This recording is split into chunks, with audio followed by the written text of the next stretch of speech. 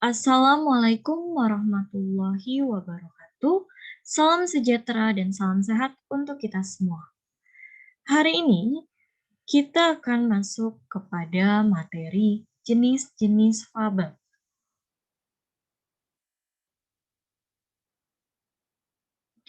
Untuk yang pertama, kita melihat jenis-jenis fabel ditinjau dari pemberian watak dan latarnya. Dibagi menjadi dua, yaitu ada fabel alami dan juga fabel adaptasi. Fabel alami itu apa?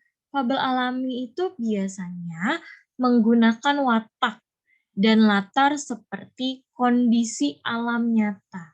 Jadi sesuai dengan kondisi tokoh tersebut di dunia nyata itu seperti apa. Contohnya, kura-kura di dalam cerita fabel digambarkan atau diberi watak yang lamban, misalnya seperti itu. Lalu singa diberikan karakter buas dan ganas.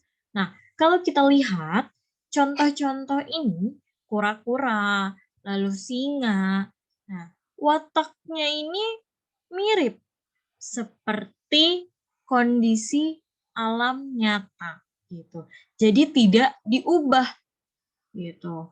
Oleh karena itu disebut sebagai fabel alami. Selain watak yang menandai apakah fabel ini alami atau tidak, kita bisa melihat dari latar tempat yang digunakannya. Kalau fabel alami sudah pasti latar yang digunakannya itu atau latar tempatnya itu berkaitan dengan alam, misalnya di hutan, di sungai, di kolam, dan lain sebagainya. Kira-kira seperti itu. Lalu apa bedanya dengan fabel adaptasi? Kalau fabel adaptasi ini biasanya itu adalah mengubah watak aslinya pada dunia nyata.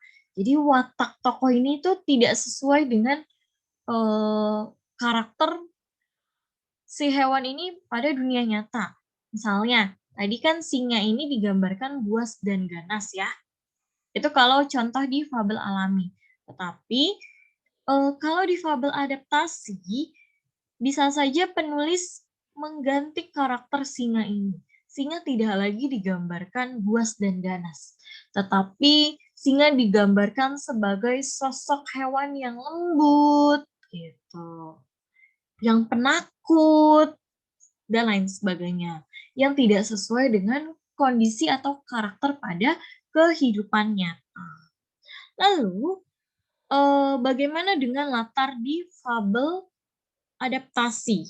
Untuk fabel adaptasi, biasanya itu tidak menggunakan latar alam, tetapi latar-latar yang malah ada di kehidupan nyata. Misalnya, semut mengadakan pesta di restoran. Nah, di restoran ini sudah mencerminkan atau menggambarkan bahwa fabel tersebut ini merupakan fabel adaptasi. Atau semut tinggal di rumah yang berlapis emas, misalnya seperti itu. Itu juga termasuk ke dalam jenis fabel adaptasi. Jadi, untuk memudahkan kalian, kalian ingat saja kalau fabel alami ini berarti watak dan latarnya ini sesuai dengan tokoh atau binatang ini pada kehidupan nyata. Tetapi kalau fabel adaptasi, wataknya sudah berubah, lalu latar yang digunakannya pun juga berubah. Kira-kira seperti itu. Lalu kita lihat jenis fabel selanjutnya. Dilihat dari kemunculan pesan. Nah, kalau kemunculan pesan ini ada dua. Ada fabel dengan koda dan juga fabel tanpa koda. Kalau fabel dengan koda, berarti memunculkan pesan secara eksplisit di akhir cerita. Jadi, pesan atau nilai moralnya ini tertulis di dalam cerita. Biasanya terletak di akhir cerita. Nanti kita lihat contohnya. Lalu bagaimana dengan fabel tanpa koda? Kalau fabel tanpa koda ini berarti pesannya ini tidak muncul secara langsung di dalam cerita. Tidak tertulis jelas pesannya itu apa.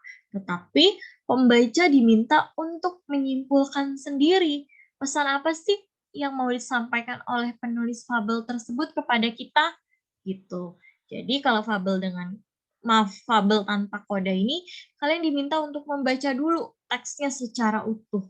Baru setelah itu kalian simpulkan sendiri nilai moralnya itu apa, pesannya itu apa, gitu kira-kira.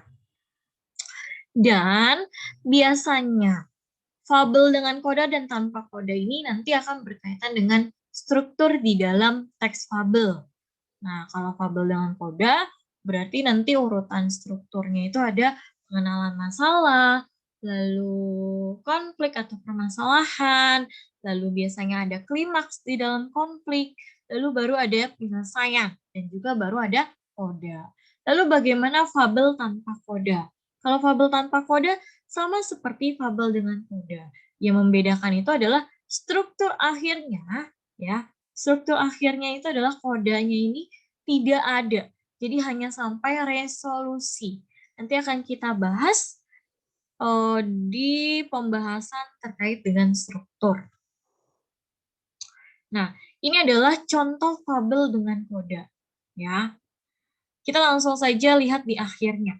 Kalau contoh fabel dengan koda, kodanya ini ada di akhir. Nah, kita lihat nih.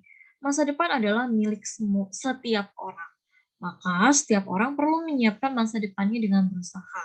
Bukan hanya menikmati kesenangan di masa sekarang tanpa memikirkan masa depan. Ini adalah koda, pesan yang ingin disampaikan oleh penulis melalui cerita fabel Belalang Sembah. Gitu kira-kira ya. Lalu bagaimana contoh fabel tanpa koda?